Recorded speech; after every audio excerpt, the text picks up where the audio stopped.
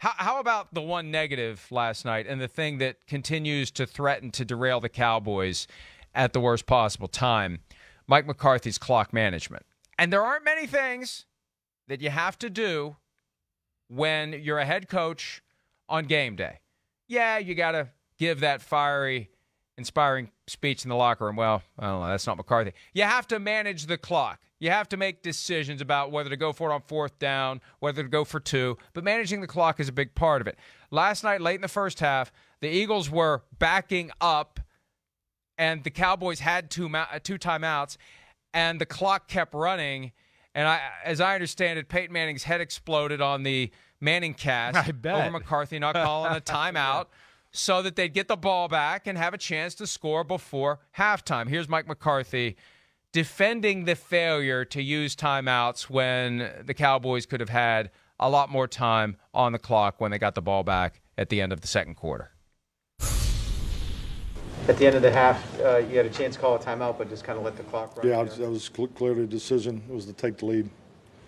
Going to halftime, I was comfortable based on where the ball was at.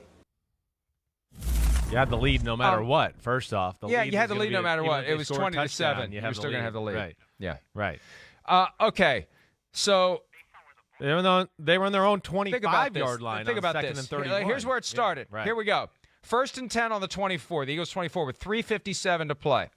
They get a first down out to the 46 out on a couple plays. They get sacked and lose 11 yards. So It's 2nd and 21 from the 35. And then it's 2nd and 31 after a holding penalty. And that's when it became a full-blown cluster because the clock runs full 45 seconds. It's 2nd and 31. It becomes 3rd and 24. You're getting the ball back. Take the time out and have an opportunity. Instead, when it finally ended, they had the ball on their own 11 with 11 seconds left. They just took a knee. So that's just basic stuff. And I don't care whether you're up 10-7, 20-7, 30-7. You got a chance to get the ball with a reasonable opportunity to get down the field and maybe get a free 3 points. You never know what's going to happen in the second half of games.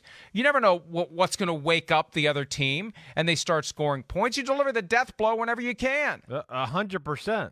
That's really what it is more than anything. Listen, I can understand him maybe not taking the timeout right away after 2nd and 31. Maybe just wanting to see, like, hey, maybe they'll get a 20-yard, 25-yard gain here and, change field position, okay? So maybe you play it safe there. I can understand that. But, then the third down play after that, I don't understand at all. I don't. And I think that's the point, like, to what you're saying, Mike. I mean, hey, it's 20-7. Yeah, it's comfortable and all of that. But, I mean, it's the NFL. Philadelphia gets the ball to start the second half. It can be 20-14 and you're in a dogfight and and one more drive. And like we've already discussed, you're gonna put your best unit of your football team out there one more time, and they've had success the whole first half, just drove up and down the field. Only time they were stopped was at the 1-inch line where they didn't get in the end zone.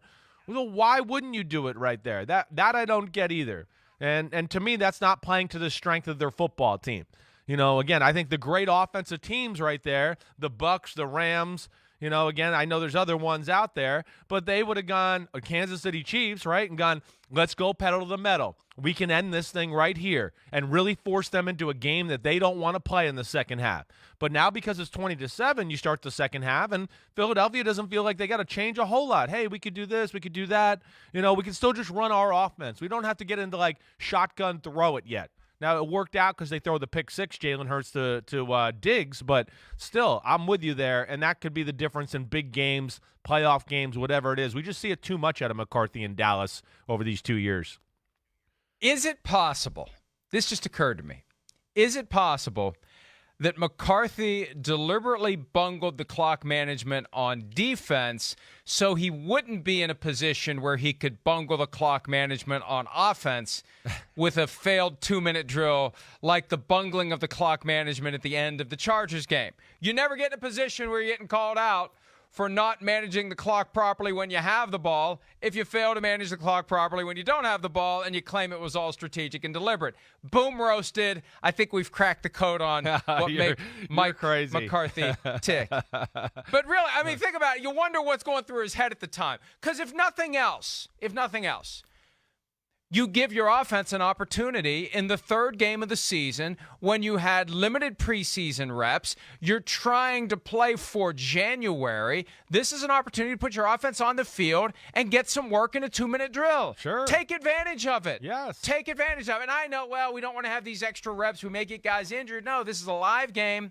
And you're trying to score as many points as you can. That's the objective. And you have an opportunity to get the ball back and show what you can do and iron out some kinks in your offense and give some looks that maybe people are going to have to deal with if you're facing them later in the year. And, when they went in the 2-minute warning or the 2-minute drill against the Eagles, they did this, this, and this. Well, now we'll do something else.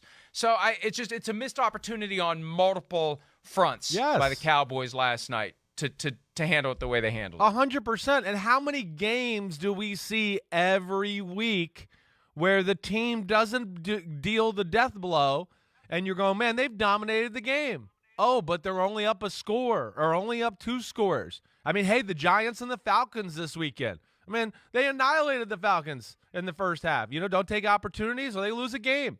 Hey, how about Carolina on Thursday night? They were dominating that game. And there we were late in the third quarter. They didn't take advantage of some opportunities, and it was a 1-score game. I mean, they were kicking the crap out of the Houston Texans. There's a handful of games like that every week. So that's where you just, to me, you can't play around. And especially when, just all the signals and signs go, our offense is rolling. We got an elite quarterback. We got elite receivers, running back, pass protection.